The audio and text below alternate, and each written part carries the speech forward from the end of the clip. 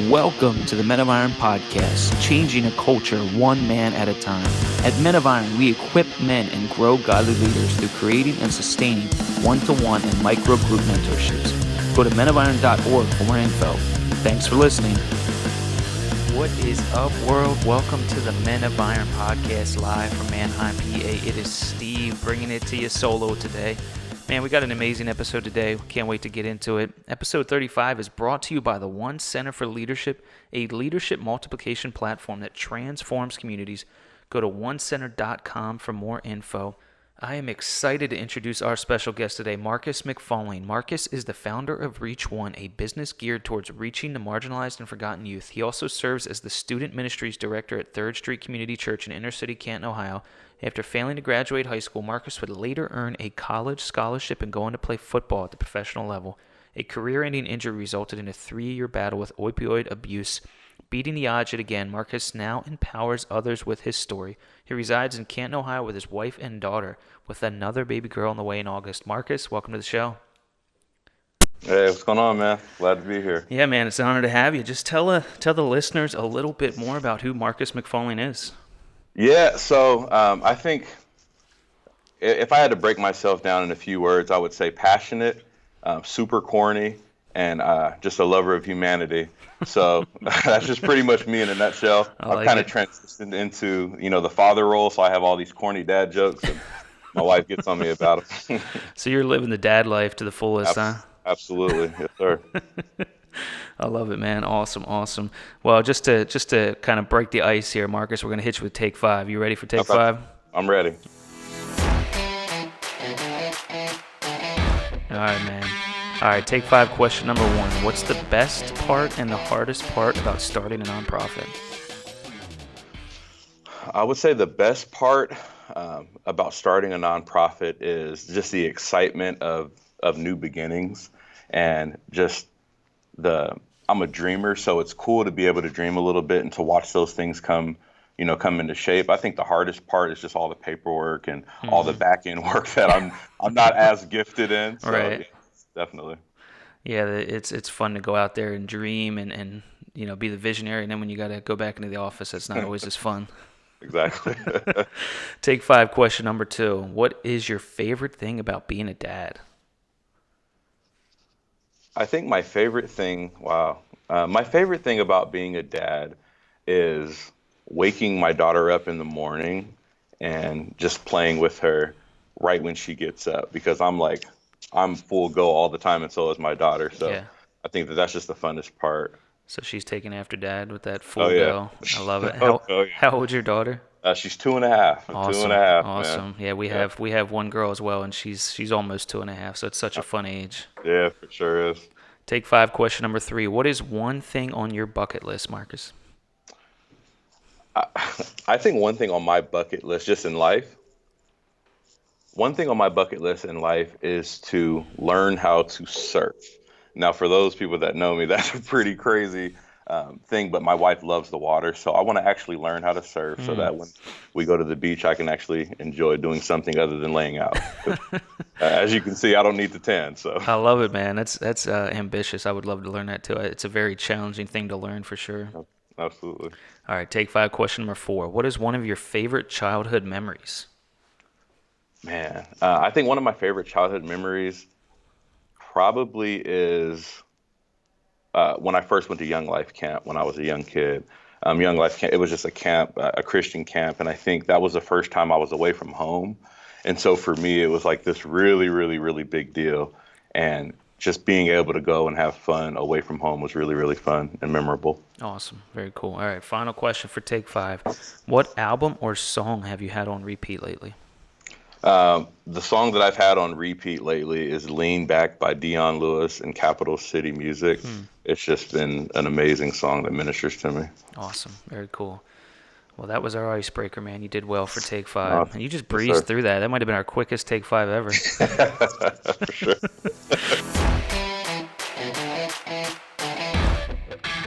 Awesome, man. Well, we'd love to just dig into more about what you're doing out there in inner city Canton and with Reach1. But first, we'd kind of love to hear just your testimony, your personal faith journey. Absolutely. Yeah, I think growing up, I grew up in a difficult situation just because my birth father wasn't there from the jump, but I was blessed to have a stepdad. And for the early years of my life, it was really, really good. He was working, things were great, but he got really, really sick, to the point where he had tape to hold his eyelids open. That's how weak he Hmm. was. And so an identity crisis immediately hits me where I don't know where I belong. Me and my brothers and sisters, we all have different last names. So I didn't really know where I fit in. And I was just looking to be accepted by somebody. And growing up in inner city California, there's a few options. You can either, you're going to rap or sing, you're going to sell dope or sell drugs, or you're going to play ball. And so I found football, and it was a good way for me to escape reality and to take out a lot of this pent up aggression and anger towards everybody on other people. And then I excelled at football, and getting lots of opportunities to position myself to get scholarship offers is what was allowed for me in Kent in California. And I excelled, man. I just really I was gifted just with size and speed, getting scholarship offers as a freshman in high school. Um, but I don't think that there was a necessary discipline that I believe should be in place in the home, and just kind of there's all kind of things that factored into that. So I high school for me was going to school and getting on MySpace. I know I just dated myself a little bit. They're like, MySpace, what is Oh, that's funny. that? So getting on MySpace, that was school for me because I was a really, really good athlete. And Hmm. I I would do that every single day. And I went to a predominantly African American school, and then I transferred to the rival school. So like it's going from like Ohio State transferring to Michigan, being Hmm. like, if Ezekiel Elliott left, and went to Michigan would have been a big deal, and that's kind Right. of how it was for me. And so I transferred with straight Fs. Hmm. And so for the first time in my life, I realized that football doesn't last forever, and I had to. And I'm not ashamed to say this, but the first 5 classes that I had were PE classes. Hmm. I was like in some form of PE class, and I actually got straight A's for the first time in my life. I mean, hopefully I do, right? All right. Super duper excited about that, man. And I remember going to my coach, Coach Noble, at the time, and he celebrated with me. And but I think I had done so many. I didn't get the grades before when I accepted the scholarship to the University of Arizona. I couldn't go because I wasn't a qualifier, Hmm. and so I went down this long journey, man, where I just continued to persevere. And I went to junior college. I excelled there. I accepted a scholarship at Malone University here in Canton, Ohio, and that's a funny story because I remember calling the coach. I recruited myself to Malone. Hmm. I called the coach. I said, "Hey, Coach Gardner, you don't know who I am, but if you offer me a scholarship, it'd be the best scholarship you ever offered." Hmm. Next thing you know, I'm here in Malone. I got a chance to set some records. Wow. Got invited to the 2011 NFL Combine. I did really, really well, thinking that my dreams were getting ready to come true. From an inner city kid to a non-high school graduate to being at the Combine was Hmm. amazing. But unfortunately, I didn't get drafted. And I played 4 years in the Arena Football League. Got a chance to go to San Antonio, Texas. Was Hmm. awesome, and had a chance to work out from some scouts down there, but I blew my shoulder out in that workout. Hmm. And this is my story kind of takes a crazy turn. Up to that point, I never smoked, didn't drink. I was so focused on football, but then I was prescribed pain medication. And I believe that I was overprescribed to start with. Wow. And it led me down a 3-year cycle of drug abuse to the point where I was lying and doing everything I needed to do to feed my body with this Hmm. drug. And I think just the depths of deception that I got to and the things that I would do were crazy. And I checked myself into rehab June Hmm. 20th, 2017. And Wow. it was a faith-based rehab, and it was the most difficult thing I've ever done. But it was the best decision outside of giving my life to Christ and marrying my wife. Hmm. The, because in that program is when I learned who I was, and it was called Ohio Valley Adult and Teen Challenge. I understood that I wasn't created to fix myself. And so going through this program was all about understanding that drugs were just a fruit issue. I had to get to the root to get to the fruit. And so I did that for 13 months, Hmm. and I graduated. And first thing I've ever graduated from It's was incredible. June 2018. Wow. And I've been rocking and rolling ever since. Hmm. That's incredible. Now, throughout this whole journey of football and then, arena football and going through this drug abuse, where was your walk with the Lord, and where did Jesus come into the picture through all of this? For sure. I think going to Malone, which was a Christian university, I had a lot of head knowledge about God. I had to take theology and Old Testament, New Testament, but if I didn't connect the 18 inches between my brain and my heart, I don't care what it's meaningless because I didn't necessarily live it. I didn't embody the gospel. I knew the gospel, but I think I knew that there was something more for my life. I truly, truly believe that. And it dates back to June 5th, 2005. I'm big on dates. I remember there was somebody that told me something. His name was Mr. Killow. He told me right when I didn't graduate, he says, Marcus, you are going to make something of yourself one day. And I carried that along with myself all throughout my journey. And I knew that the Lord was there. But in 2017, when I checked myself in, I think I put my hands up for the first time and I really surrendered everything to him. And here I am. That's incredible, man. That's powerful. Sure. Awesome. We'd love to kind of hear the beginnings of Reach One. Just tell the listeners, Yeah. more about Reach One and Yes. just kind of the heart behind it. Absolutely. So I can remember being in rehab, and I wrote something down July 15th, just something I was believing God for. I didn't do any speaking or anything up to that point, but I just was journaling all the time, and I wrote down, I want to travel across the world and speak. I wrote that down. I had never done it before, but I just put my faith behind it, and fast forward to October 12th. I'm in class. We have Bible class every night, and I'm doing what Marcus normally does. I'm not doing what I'm supposed to do. I'm just kind of, He's on MySpace. yeah, I'm on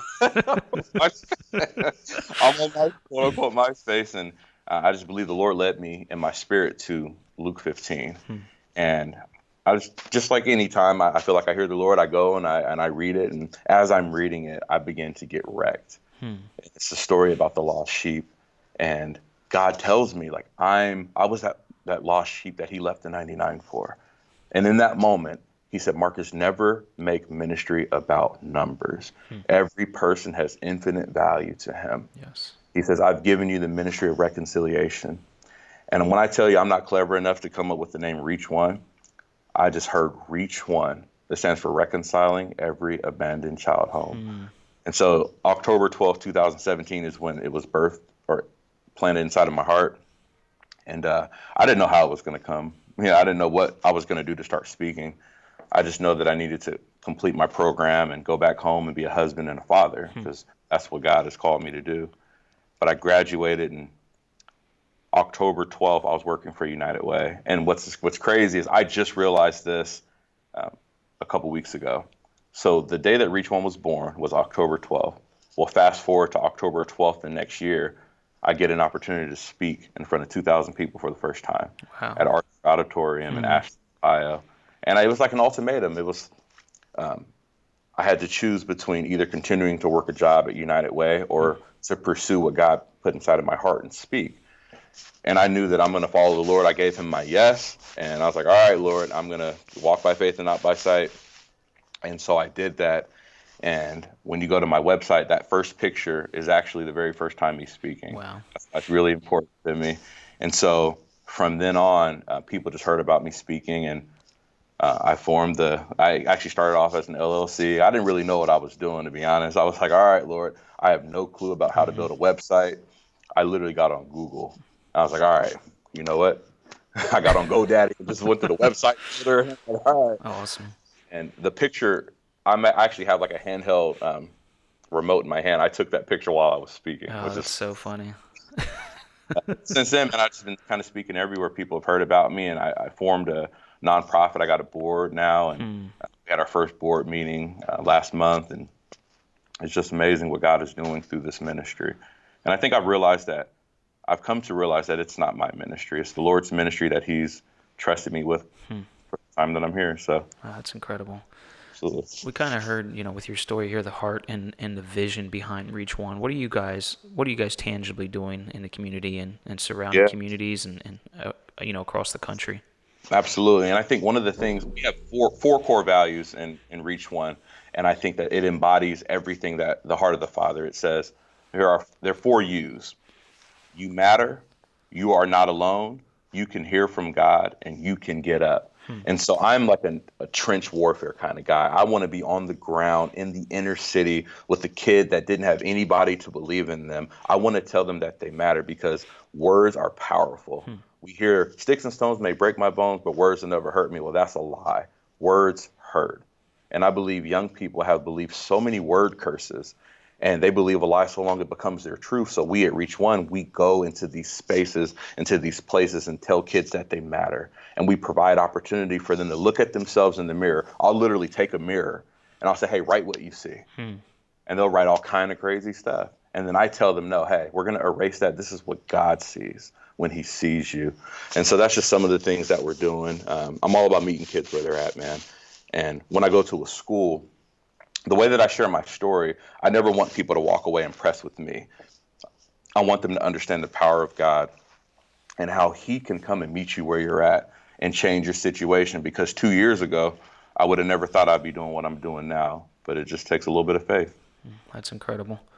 What are some of the biggest challenges you've experienced in working with kids today, whether it's, millennials or the Generation Z? Man, I tell you what, the kids today are a little bit different.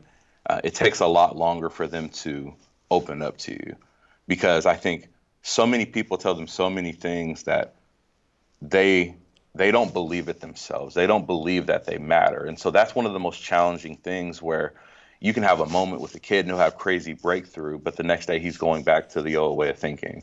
And I think just being consistent, being willing to be present, and a lot of times just not even having the right thing to say. I think just our presence alone sometimes means a lot to these young people. But those are some challenges for sure that are hard. Is there anything that you have discovered, or you guys as an organization have discovered, that's kind of like goes against the grain as far as other student ministries, or something different that you guys have done that has really worked to reach these kids? For sure. I believe this wholeheartedly. One thing that we at Reach One believe is transparency. I believe that transparency leads to transformation. And one of the things that we do is we make sure we're real in front of kids. Like, I don't stand up in front of kids and say, oh, I got it all together.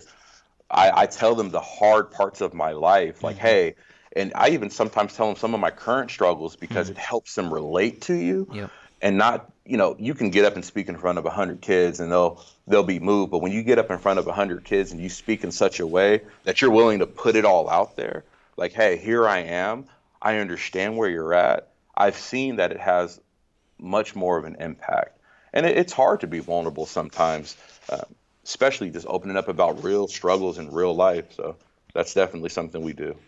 Yeah, I think just hearing a little bit of your story, I mean, it's incredible to see the adversity you've overcome. I'm sure, as a young person in the crowd listening to you speak, there's just seeing you go through those trials and tribulations and come through, standing on top. And I think it probably is just an incredible opportunity for these kids, whether it's inner city or wherever, to be like, man, I can do this too. I can get out of these circumstances that surround me. So, man, I applaud you for getting out there and sharing your story and impacting these kids. Absolutely. I appreciate that, man. What's the future for Reach One? Where do you guys see yourselves in the next 5, 10, 15 years?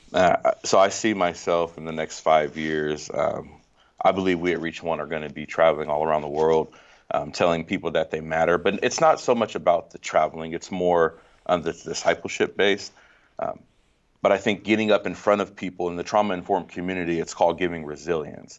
I see Reach One giving resilience in every state in America, every single state, and I believe overseas as well.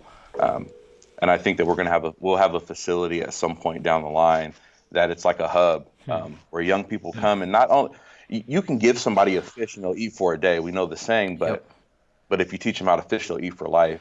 And I just want to create a hub of fishing poles and instructors, where we're literally having people come in and we're showing them how to fish to go out into the world and be the hands and feet of Jesus, man, for real. That's so good. That's awesome. I think that's a big need for the youth today. Is they just need a place that they can feel like welcomed and feel loved and feel themselves. Exactly. You know what I mean? It's hard for kids to find that today, whether it's due to their home circumstances or getting bullied at school, or they're not fitting in at school, whatever, man. They just need a place to feel love. So I love hearing that idea. That's incredible. Yes, sir. What advice would you give to that young man out there, that young adult out there listening, who's kind of just in the thick of things, man? They feel like they have nowhere to turn. What advice would you give to that young person? First of all, I want them to understand just the love of God in a way that's so different than sometimes we believe. The love narrative never changes with God. Since the beginning of time, his hands and arms have always been open to us. And I think that if you can understand that you were never created to fix yourself, ever, get away from the thinking that you have to fix you. Start to believe that it's okay to be open and transparent with the right people. Now, you can be open and transparent with the wrong people and stay in the same place. But to be able to talk about those issues, because I was isolated in my thinking where I thought I was the only drug addict in the world. As crazy as that sounds, that's really where I was at. And they may be in that place, or maybe it's not drugs. Maybe it's, not loving themselves. Maybe they're suicidal thoughts. Understanding you are not alone. Your life, every breath that you breathe matters. Every single one. I don't care if your mom or whoever it was told you that you don't matter. You do. You were created and you're fearfully and wonderfully made. And you can get up, man. You can live a life that's so different. You have dreams. We're all pre-wired with dreams and desires. And I believe that if you have a little bit of faith and that you're willing to believe in yourself a little bit, that's all God needs. And I'm living proof of that. That's incredible, man. Well, we know that you're headquartered in Canton, Ohio. Yes, sir. Shout out to Canton. We got some Men of Iron office space out there as well. BZ, Oh, yeah. BZ's our boy. Absolutely. Oh, God. We'd love to kind of give the listeners a little bit of insight into the culture in Canton, inner city Canton. What are these kids facing day to day? What are you seeing with these kids that walk through the doors? Man, there's so much popular culture that my kids are facing where the idea that sex, drugs, and rock and roll, like that's what they're facing to a whole new degree. And I believe the birth of, technology has really accelerated their growth, where I've got, sixth graders that are predisposed to all kinds of sexual things that they should have they shouldn't even nowhere close to that, but they are.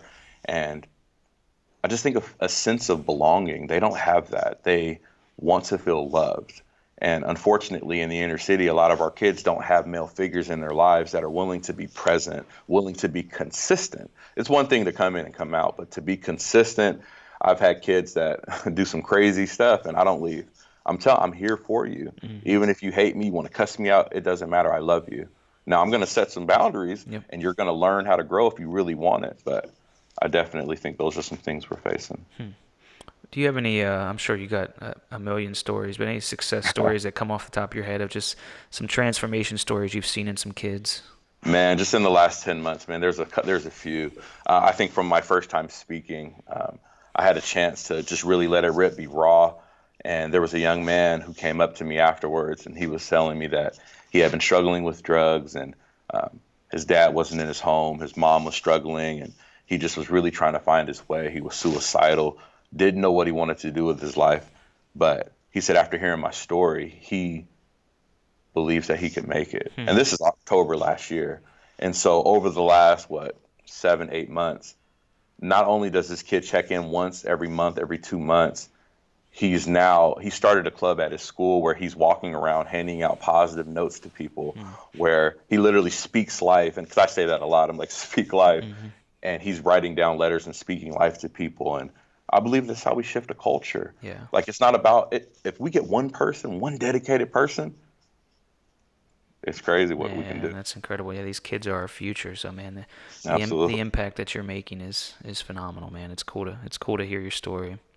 Appreciate that, man. We'd love to kind of hear just kind of some mentors in your life that have helped make Marcus who he is today. Absolutely. One person, I got to give a shout out to Jason Lance. He's a visionary for River Tree. Just, I think in the last 10 months, he's poured into me a whole lot of truth. And I think I definitely needed some of the challenge that he brought, especially for those who know the Myers-Briggs and ENFP. My follow-through sometimes is a little lacking. And so he challenges me in that area. My pastor, Corey Hunka, he's been there from the start. Before I was ever doing Reach One, when I was getting ready to go into rehab, he told me something. He said, Marcus, Avery, my daughter, isn't going to be the first person in my church to grow up without her dad. And just supported me and my family all the way through that. Wow. And I have my spiritual father, Pastor Whiteside, Everett Whiteside. He's just been so consistent in my life from 2012 till now, just giving me a sounding board, but also a lot of wisdom that I can apply to my life to help me be the man that I'm called to be. And I think what's consistent with all three of those, and I have many, many mentors, but what's consistent with all of them is they care more about Marcus the person and Marcus the husband and father more than Marcus the person who goes and speaks. And I know that they're really for me. That's incredible, man. It's vital as men to have other men in your corner, other men walking alongside with you and challenging you and help you to get to that that calling that God created you to be. So it's cool to hear, man. Absolutely. Man. We talked about kind of that 5-10 year vision of Reach. What's on the horizon here in the next 6 months to a year? So I started a thing in 2019 called the No Strings Attached Assemblies Tour. Really, it's just talking about the love of God, that his love is no strings attached. He just wants our yes. And so I'm getting a chance to go into some universities. I'll be going to Ohio Christian University. I'll be at a live festival this year. I'm doing a church camp actually next week for 5 days, getting a chance to really break down who Jesus is. And going into the fall, I have a few more assemblies and some universities and high schools. It's awesome, man. You're not busy at all, are you? Yeah. My wife tells her, she's like, man, you're always busy. Well, we'd love to kind of give the listeners and viewers just some information on Marcus and Reach One, how they can learn more about you, how they can have you come speak to their school or church or university. Just let them know. Absolutely. So you can go on our website. It's www.reach1inc.com. On there, you've got a plethora from testimonials to administrative recommendations to just kind of what we really are doing on the ground, the impact we're having. You can definitely check us out there. And there's a book now. You can follow us on social media, on Facebook, Twitter, and Instagram. Awesome, man. Well, it's been an honor to have you on the Men of Iron podcast today, Marcus. We're thankful you took the time to talk with us, man. Absolutely, man. I appreciate it, man. Sure. He was. And just a side note, Marcus was gonna drive the whole way out here to Lancaster, PA for this. I was. I put in my GPS. I was like, oh, man, that's He's like, wait, you're on the east side of Pennsylvania. Maybe not. Yep. Awesome, man. Well, thank you for your time. You can find out more about Reach One at reach1inc.com, and you can follow Marcus on Instagram at Markus McFolling. I'm sorry. Markus McFolling, or it's at Reach1inc on Instagram as well. Marcus, if you just hang on, we're just going to close out here, and we'll chat off air. But thanks again to Markus McFolling, man. It was an honor to have him on the show. Thank you to our sponsor, the One Center for Leadership, episode 35. We are out. Thanks, guys.